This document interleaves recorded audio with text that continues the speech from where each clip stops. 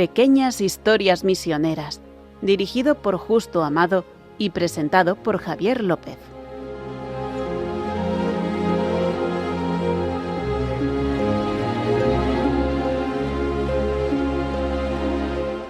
Hola, ¿qué tal, queridos oyentes?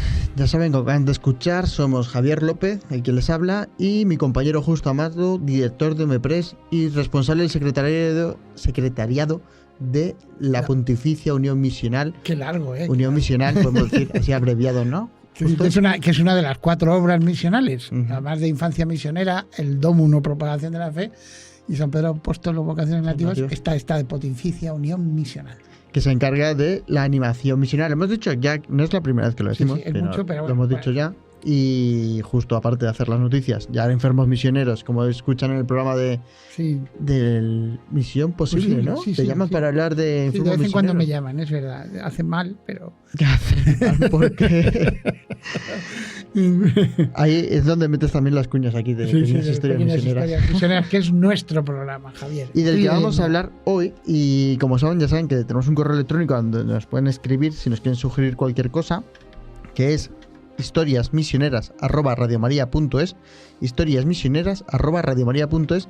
Y también les decimos que tenemos unos podcasts, un listado de podcasts donde pueden ver todos los programas que llevamos, los más de 110 programas que llevamos a nuestras espaldas, justo. Sí. ¿Cómo pasa el tiempo? Son muchos, ¿eh? Ya.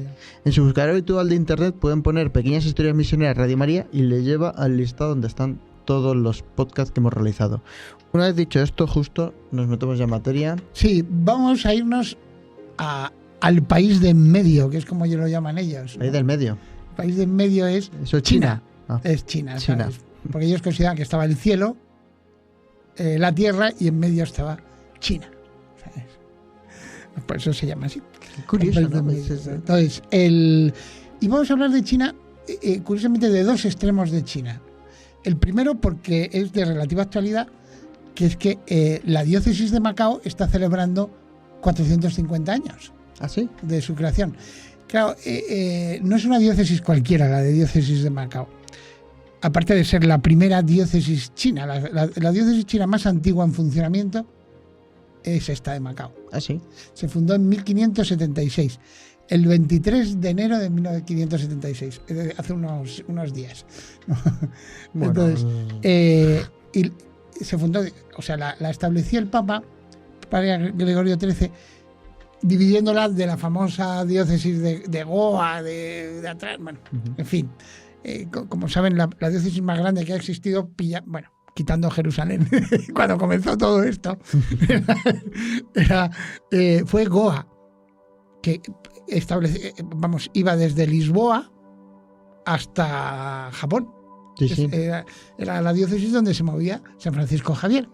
Bueno, pues esa diócesis se empezó a dividir conforme iba habiendo comunidades cristianas, y una de las divisiones fue esta de Macao. Macao es una isla al lado de Hong Kong, que es la más conocida Hong Kong, lógicamente que Macao.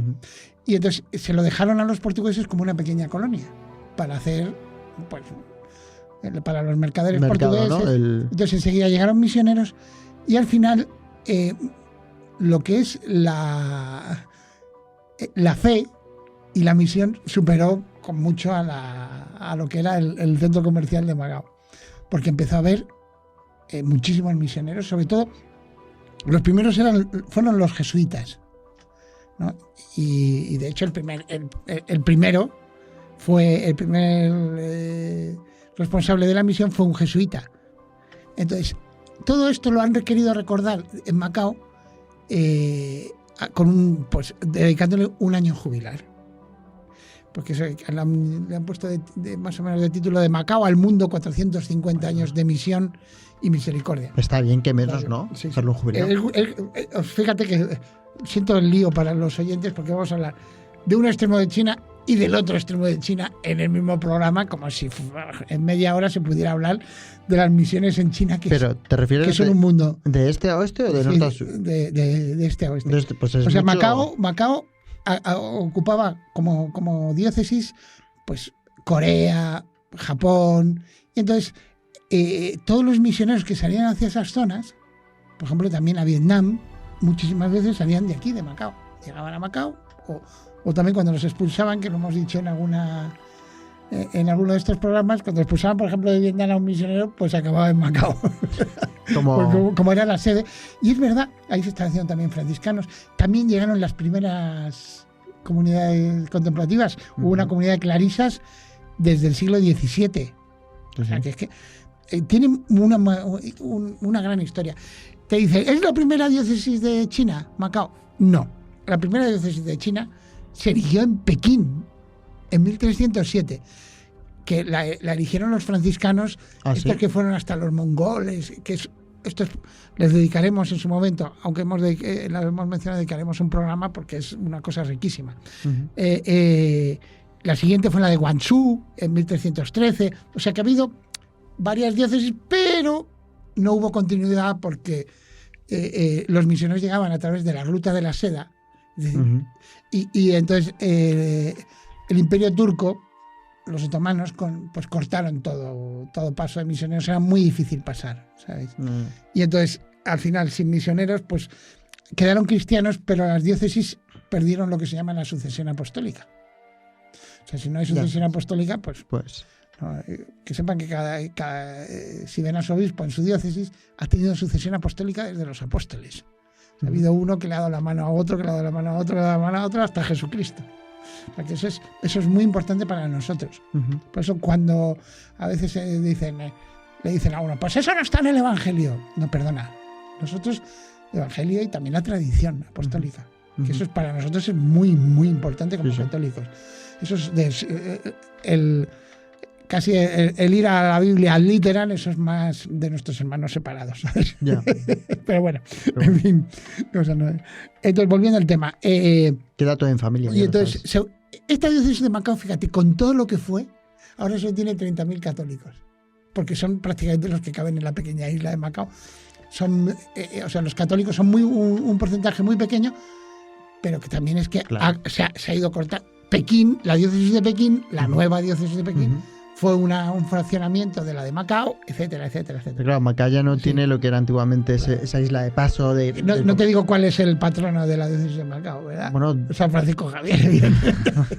Evidentemente. Digo, es que, me imagino que, claro, que Macao ahora será una isla y ya está centrada, que decir, ya no es... Y entonces, de ahí han salido, pues fíjate, creo que tengo por aquí la lista, fíjate, se crearon las diócesis de Funai, Cochin, Tonkin, que esos Vietnam, Camboya y Laos actualmente, Nankín, Pekín, Hong Kong, Kuantan y Dili, la de Timor Oriental, fíjate, esa que se dice que es el territorio más católico del mundo, ¿no? Pues salió de Macao. No, entonces, me imagino que Macao era como la puerta occidente, ¿no? Sí, es una de China. Pero también sobre todo era un centro, como te digo, como para lo que era el patronato regio, Filipinas, era el centro para expandirse de Asia. Para el padroado portugués, el centro era Macao. ¿No? Entonces, pues eso es... Bueno, hasta aquí hemos llegado y esa es la parte occidental, para que sepan que por ahí la evangelización en China empezó por ahí, por la costa. Te vas a ir ahora al otro extremo, ¿no? Me voy a ir al otro lado, que es Kansu. ¿Qué es Kansu? Porque Kansu es una región autónoma de China, que es larguísima, es gigantesca, debe ser más o menos gigantesca, digo, para ser la típica provincita pequeña de China, pues es del tamaño de España, pero alargada. Imagínate que fuese una especie como de Italia metida ahí en plena tierra. Pero horizontal. Vertical, horizontal. Horizontal y del tamaño. Italia tiene 300.000 kilómetros más o menos, pues esto, el doble del tamaño de Italia, ¿no? Bueno. Entonces, ¿qué es? Que los primeros misioneros escribían Kansu con K. Porque la G en chino, la G transcrita en China suena muy fuerte. Entonces, lo digo porque me baso en un libro que se llama Fulgencio de Vargota, Cartas desde Kansu. Son las cartas que escribía un joven misionero franciscano desde allí. Esto sí que es el centro del centro, ¿sabes? De Asia. Está metido ahí, para que se haga una idea. En el epicentro de Asia. Esto tiene parte del desierto del Gobi, o sea, no es la típica imagen de China, así como montañitas todas verdes y tal. No, esto es desierto. Nada. Y raro. parte del desierto del Gobi, como les digo. Hay partes de otros desiertos, de Badain Haran, de Tenger. O sea, es una zona relativamente árida.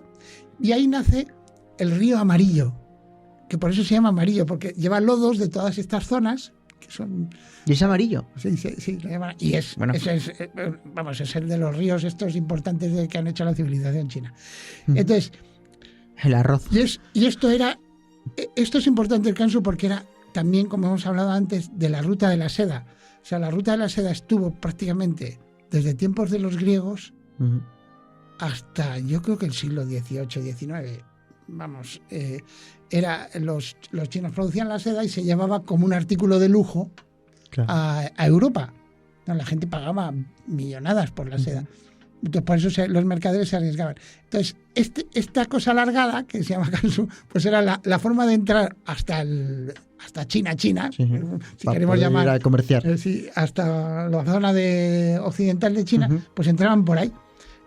Por eso era noroeste, sureste, ¿no? La dirección. Y era, era lo que se llama eso, la puerta de China, que era la puerta de Jade. Uno va y dice que puerta de Jade va a haber, no sé. Se llama así, puerta de Jade. Sí, después va y ve que es todo pues ruinas de tierra, ¿sabes? Pero bueno, Jade, porque el imperio de Jade era los chinos, ¿no? Entonces, allí, pues llegaron muchísimos misioneros.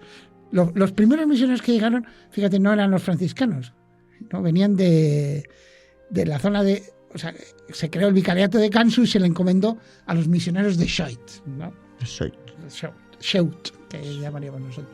Y ya después ya llegaron los franciscanos, hubo un montón de agustinos recoletos, españoles también fueron allí. ¿Ah, sí? Sí, o sea, hubo muchísimos misioneros que intentaron hacer lo posible. Había estado en el siglo XVII había habido un jesuita allí en esta misión, ¿sabes? Un jesuita francés. Lo dicen así como extrañado, ¿no? No, pero es gracioso porque cuando hicieron una exposición universal en 1911, esto lo digo porque es que la misión en China ha sido tal cosa, cuando hubo una exposición universal, he dicho 1911, no, 1931, si no recuerdo mal, con el Papa Pío XI, pero he cambiado 1911 por...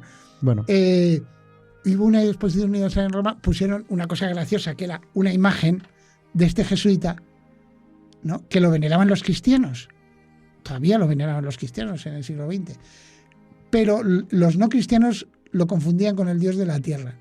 Entonces, donde está su tumba, iban a visitarlo los católicos, porque había sido el misionero máquina de la zona, y también iban a visitarlo los paganos, como diciendo, en el fondo era tan buena persona que de alguna manera encarnaba al dios de la tierra. Dijo, pobre jesuitas. Y a pedirle favores, ¿no? Para los cultivos y cosas. Y entonces a esta zona llegó este joven misionero, Fulgencio de Bargota, que vamos, en realidad se llamaba Jerónimo Segura Gómez, pero ya saben que... Se cambió el nombre, ¿no?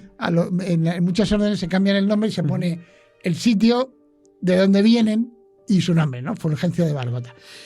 Y escribió muchas cartas, pero con muchísimo celo apostólico, ¿sabes? A mí son bonitas, aunque en realidad falleció a los 31 años. O sea, joven, solo estuvo de 1927 a 1930. Tú y yo ya esa edad la hemos pasado, sí, ¿eh? Sí, o sea que... Y entonces, claro, pues fue allá, y las cartas que cuenta son muy, muy graciosas.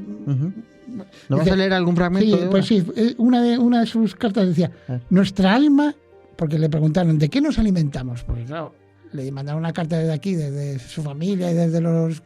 Pues no solo de pan, ¿no? ¿De qué se...? Dice, pues nos alimentamos, dice, nuestra alma se alimenta con la oración. Claro. Y se recría con la alegría que produce la vida apostólica. Verdaderamente encantadora. Y dice, y claro, no le estaban preguntando por eso. Dice, el pobre cuerpo se alimenta poco más o menos como por ahí, descontando el pescado que por aquí no se ve. O sea, que el río Amarillo... Tierra, el río Amarillo. Dice, a veces no hay ni eso. O sea, no hay ni lo que se comen por allí hay. Y entonces, pues, ¿qué hacemos? Ayunamos. Entonces, es muy gracioso el tío.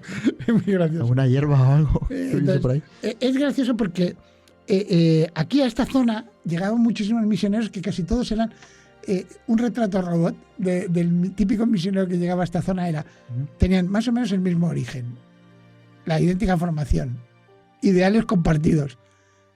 Las dificultades eran todas iguales. Ya. Pero lo curioso es que tenían, bueno, eso te lo encuentras, ¿no? Y de dónde vienes también. Pero lo que llamaba la atención es que todos tenían la misma apariencia física. ¿También? Sí, tenían unas barbas largas. Como comentabas del Beato Pablo Magno hace poco, en Misión Imposible. Las barbas largas llevaban más o menos las ropas idénticas en plan fraile, ¿sabes? Quiero decir que había como una especie de kit misionero. Y se va a decir, ¿tú te das esa misión? Pues mira, te tienes que dejar así la barba, tal. Sí, no sé qué. era una forma como, no sé, muy graciosa, porque no sé si es como lo del Cid. El Cid, ¿sabes? Que cuando acababa una batalla... Rodrigo Díaz de Vivar, ¿no? Decía, y así honró su barba. Pues, pues a ver que... No lo sabía. Pues es curioso que todos llevasen más o menos... y de alguna manera los católicos chinos enseguida distinguen. Lo reconocían, ¿no? Este es de los nuestros. A lo mejor era una forma para reconocerles, Sí, para nuestras culturas. Sí, no, ya que todo se quedaba así como en pergaminos, ahí escritos, o en paredes. Y de hecho, he visto fotos de, por ejemplo, Agustinos Recoletos. Fotos de Agustinos Recoletos, y te pongo una de un capuchino y no los distingues. Pues. el mismo. Bueno, y entonces... Y después, y siempre se encontraban con las mismas dificultades, porque esta zona estaba muy alejada de lo que era el gobierno chino central.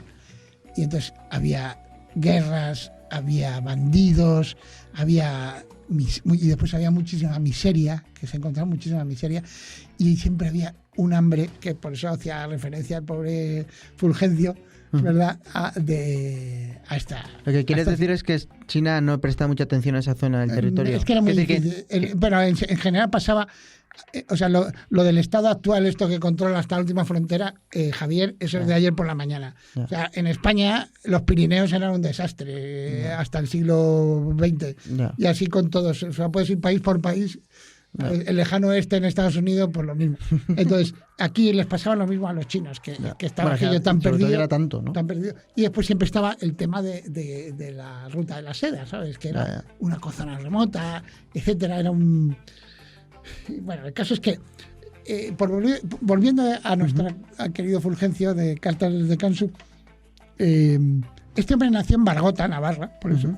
Por eso lo de Fulgencio de Bargota, en 1899. Y entonces se hizo capuchino, si no recuerdo mal, en Sangüesa, fíjate. Que, o sea, no salía mucho de la zona, desde el origen, la que decíamos antes. Hizo sus votos perpetuos, en fin, partió en 1927, por eso es de 1927 a 1930 las cartas, a una misión que en realidad les habían confiado desde la Santa Sede. Propaganda Fide, nuestra dicasterio para evangelización, les había encomendado esta nueva misión ahí en la zona donde estaban ya los misioneros de Schoit. Pues oye, vamos a... Y bien, pues él empezó a mandar las cartas cuando salió, aunque tardaron 6 meses en llegar. O sea, estábamos ya en el siglo XX, pero fíjate, en 1927 tardaron... No es como ahora instantáneo un WhatsApp que llega al momento del misionero ahí donde está, ¿no? Sí. 6 meses. Entonces, el libro es un libro que lo puede encontrar cualquier oyente.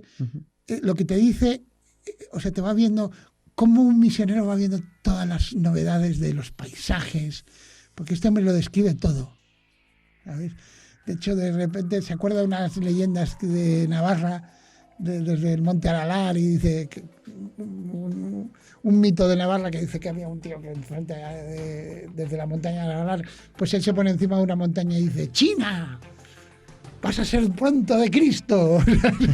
O sea, porque es un joven es que tiene, con ilusión, con esas ganas. Tiene 27, 28 años, claro. Entonces ha llegado ahí y va o sea, voy fogueado para y entonces hace descripciones de montañas, de ríos, de todo. Es bonito. O sea, dices, qué ilusión le ponían.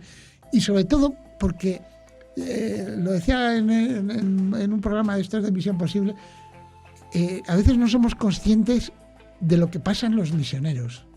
No. O sea, pero van por el Evangelio, están en todos lugares. Vamos a ver,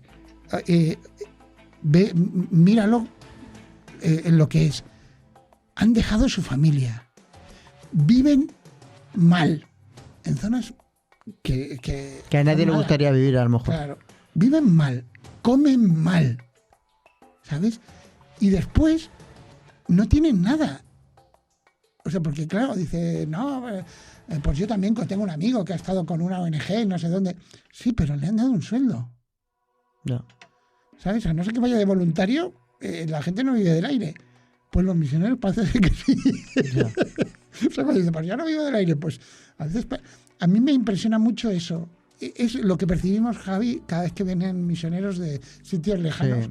Sí. Y es lo que decía, creo que citaba un explorador antártico de estos ingleses que se fueron allá a ver dónde estaba el Polo Sur, porque en realidad, o el Polo Norte, que decía que la exploración antártica y ártica, dice, es la forma más refinada de pasarlo mal que ha inventado un ser humano. O sea, te congelas, puedes morir, etcétera. Dice, pero eso es muy refinado, oye, y muy limpio, ¿eh? No, te quedas congelado y no molestas a nadie, ¿sabes? Pues, pero esto de los misioneros es que es así. Ya. Entonces, nosotros podemos decirlo con la fe. Nuestra riqueza es Jesucristo, y eso es lo que ellos están diciendo, que su riqueza es Jesucristo. Eso es lo que ganan, es eso. Y después, el llevar a Cristo a las almas. A veces, últimamente lo de a las almas, a la salvación de las almas, pues suena muy antiguo. Pues es lo que buscamos, queridos. La salvación de nuestras almas, ¿verdad? Me estás recordando, ahora haciendo un pequeño paréntesis rápido, porque estamos terminando, cuando hace poco hemos pasado la jornada de infancia misionera, que hemos llevado a Telmo Aldaz, de la Cuadra Salcedo, ¿no?, al Sáhara, con el padre Mario León, ahí el prefecto apostólico oblato, y decía que en una entrevista, en una entrevista que salió aquí en Radio María, Misión Posible, que decía que ha visto cómo los misioneros, no solo en el Sáhara, sino en todos los países que lo ha visitado, que son ese camino, verdad y vida, que se hace real, Claro. y que lo ven como si fuera Jesucristo allí. ¿Sabes? Que es real lo que hacen. No, los misioneros, que son camino, verdad y vida real. Claro. El caso es que le pasa a este Fulgencio Bargota, pero le ha pasado a muchos. Lo duro que es por ejemplo, empezó a hablar del tifus y al final, pues mira, las últimas cartas que envió iban sobre el tifus y mira, murió. Joven, y desde aquí deberíamos hacer un homenaje a tantos misioneros que fueron a esta zona de China a dar su vida y que fueron sembrando el evangelio. ¿Qué será el futuro de la China cristiana? Pues lo que Dios quiera y la providencia quiera, pero hay que tener muy en cuenta esto de ese amor a Cristo de tantas personas. Yo me acuerdo haber leído una carta original que estaba aquí en las obras misionales pontificias, que teníamos en una cartera de un misionero español en 1935 o 34, que empieza a contar cómo está en una misión y pasa un avión japonés, porque están invadiendo los japoneses China, la zona donde estaba ahí, y cómo dice, ha caído una bomba, estoy preocupado, no sé qué. Y dices tú, ¿pero qué diablos haces ahí, querido? No. Dice, llevar a Jesucristo, ¿verdad? Eso es. Bueno, justo se nos acaba el tiempo. Has citado en el programa de hoy una congregación o una orden, no sé, Shout. Que nunca hemos hablado de ella, digo. Bueno, no sé. hombre, que no hemos ¿Ah, hablado sí? de ellos seguro. ¿Sí? Sí, vamos. Yo sé, a mí me suena como nuevo. Sí, no es nuevo, de verdad. Pues me suena como nuevo, no sé. Te iba a decir que sí, a lo mejor en un futuro podríamos hablar más de ellos, o no, o no tienen mucho recorrido. No, Que sí yo no tienen, desconozco. vamos, jokers que tienen... Es que lo has dicho así como de pasar. No, Mandaron a primero veces- ahí a los. a veces Digo. los hemos citado como Congregación del Inmaculado Corazón de María, que son los mismos. Ah, vale. Lo que pasa es que, vamos, a nivel internacional todo el mundo lo llama de Shout. Vale. Pues aclarado. Entonces, pero bueno, es que hay tantas congregaciones, tantas obras de Dios Ya. de las que deberíamos hablar que no que No, pero como me extraña que has dicho que mandaron primero a ellos. Sí, lo si les mandaron mandaban en- es que serían, pues eso, Sí, muy ya era una misioneros o congregación, tendrían. Misioneros Grande. del Inmaculado Corazón de María, sí, Vale. misioneros, fíjate. Ujú. Bueno, Tanto vale. dicho esto, ya saben que tenemos un correo electrónico donde nos pueden escribir, que se llama que es, no es que se llame, el correo es historiasmisioneras@radiomaria.es, historiasmisioneras@radiomaria.es.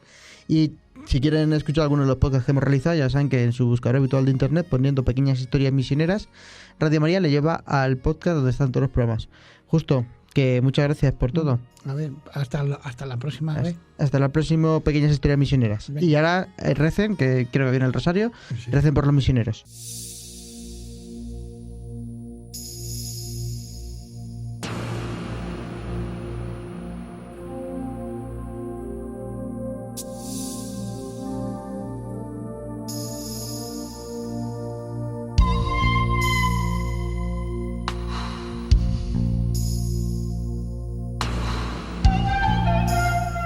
Pequeñas Historias Misioneras, dirigido por Justo Amado y presentado por Javier López.